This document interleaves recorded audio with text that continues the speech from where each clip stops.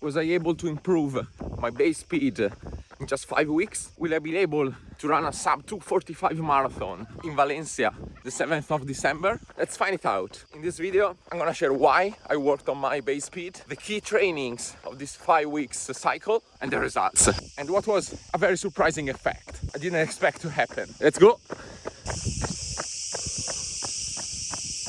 Let's start from the context and the why of this training cycle of base speed. When I ran the Milan Marathon in April 2025 and I did my personal best in 2 hours, 46 minutes and 58 seconds, I knew that that performance was within my capabilities. I ran a sub 120 half marathon back in December. I ran a 252 marathon 1 year ago.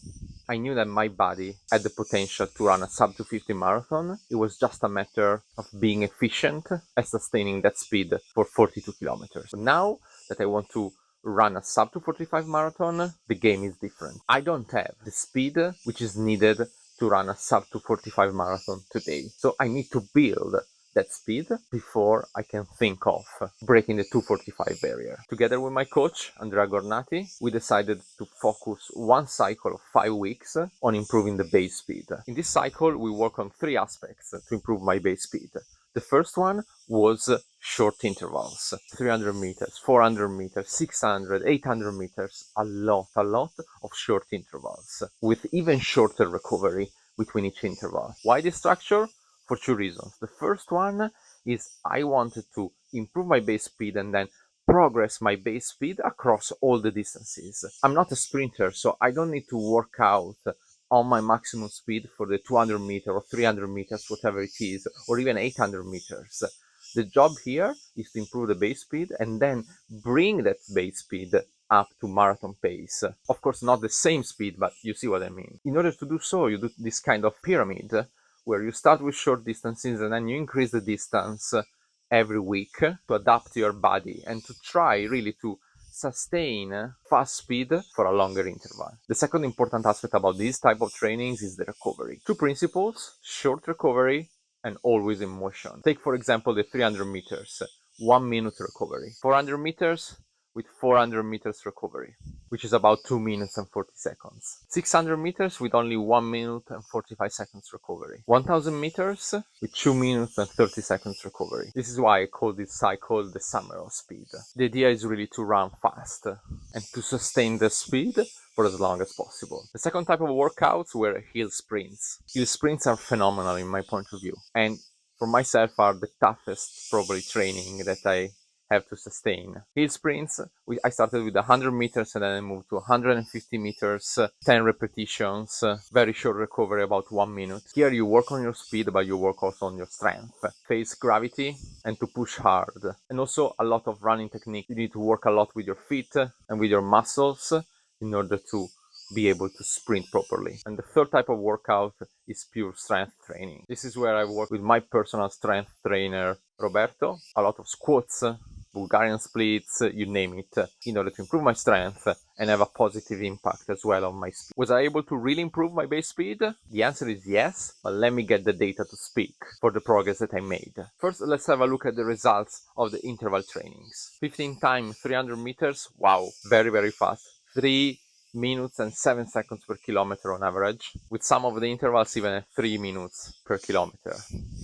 I felt really good, I felt strong, and I was able to push till the end. That's a very good sign. 400 meters, same pace, 3 minutes and 7 seconds per kilometer, 12 intervals. Top training, I felt strong. Again, I had energy till the end, and that's why I really sprinted in the last 2 bouts. 3 minutes per kilometer and 2:55. Wow, I love when I see the 2 in front of the pace. 10 times 600 meters, 3 minutes and 17 seconds per kilometer. This was great because the recovery was only 1 minute and 45 seconds. I was able to push all of them with good running form and in control all the time. The 1000 meters is probably the only one where I struggled. I did them at 3:30, but it was a tough one. I was supposed to do them at 3:25, but I wasn't able to keep that. And you see like declining speed every interval, and also I was cooked for the 400 meters. I wasn't able to sustain that. But I mean, a bad day can happen. And if you look at all the previous results were all positive, so it didn't bother me too much. Hill sprints, I felt very strong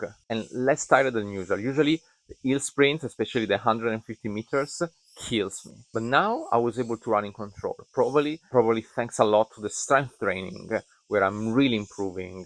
I really feel stronger than I've ever been probably in my life. And finally, 9th of July, wow, this was a almost professional grade training. 1.5K, 1K, 800 meters, 600 meters, 400 meters and 200 meters with variable recovery 2 times the entire pyramid.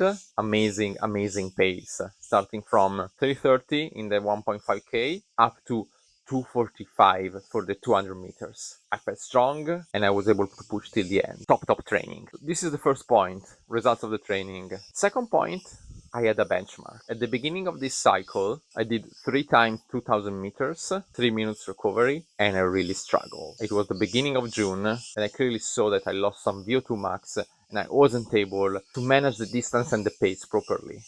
3:31 the first one, 3:33 and 3:36. Declining pace and not great feelings. Then I spent the next 5 weeks in the summer of speed, working on my base speed, and on the 13th of July, I had pretty much the same training. This time 4 times 2000 meters, 3 minutes recovery plus 2 times 800 meters. Yes. This was another top training. I really owned this training. Pace 3:32, 3:30, 3:29, 3:29. And then the 800 meters, 3:20 and 3:18. The data is there. I really improved my base speed in this cycle.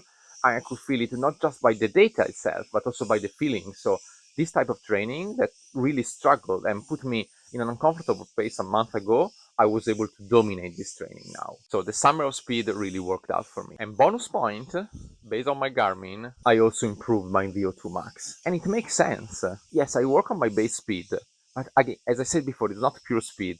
Short recovery, active recovery, and then on top of that, I have other type of training throughout the week, like progression run, these 2000 meters. So there was a kind of spillover effect. It was not a session purely dedicated to the V2 max, similar to what I did back in February. This one was a base speed protocol. Pyramid structure and the way the workouts were constructed had a positive spillover effect on the VO2 max as well. So what's next? Well, as you can see, I'm on holiday right now in Greece, super hot and humid, but I'm able to train early in the morning, so that doesn't affect me too much. And by the way, I never stop training. And I will give you all the details about my new training cycle in the next video. Let's go!